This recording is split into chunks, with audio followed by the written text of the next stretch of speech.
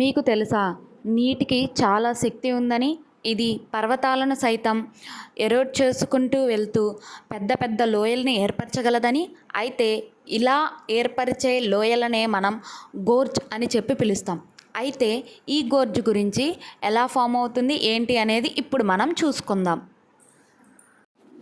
What is gorge? అసలు gorge అంటే ఏంటి? గోర్జ్ అనేది ఒక లోయ. ఇది రెండు కొండల మధ్య లేదా పర్వతాల మధ్య ఏర్పడేటువంటి ఇరుకైన లోయ. దీనికి రెండు వైపులా ఎత్తైనటువంటి వాల్స్ అనేటువంటివి ఉంటాయి.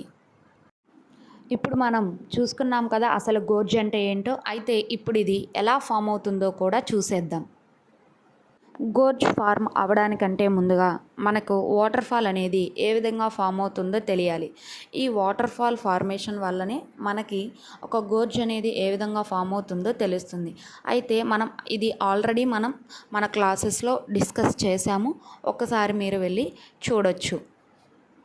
ఒక నది తన ప్రవాహంలో ఎత్తైన ప్రాంతాల నుంచి దిగువ ప్రాంతాలకి ప్రవహించేటప్పుడు ఈ ఎత్తైన ప్రాంతాలు హార్డ్ రాక్ మెటీరియల్తో, దిగువ ప్రాంతాలు సాఫ్ట్ రాక్ మెటీరియల్తో తయారై ఉంటాయి.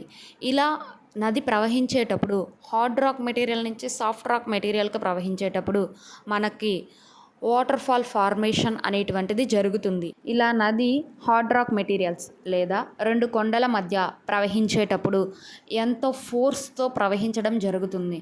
ఈ ఫోర్స్ వలన అది వర్టికల్ ఎరోషన్ అంటే ఈ కింది వైపుకు ఎరోషన్ చేయడం జరుగుతుంది.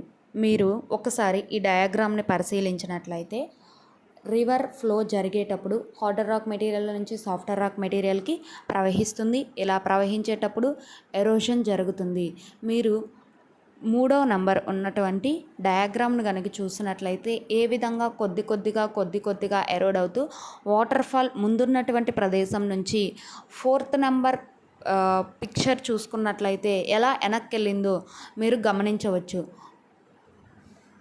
డయాగ్రామ్స్ను కానీ పరిశీలించినట్లయితే ముందుగా వాటర్ ఫాల్ యొక్క స్థానం ఎక్కడ ఉంది, ఇప్పుడు వాటర్ ఫాల్ యొక్క ప్లేస్ ఎక్కడ ఉందో చూసుకున్నట్లయితే మీకు అర్థమవుతుంది.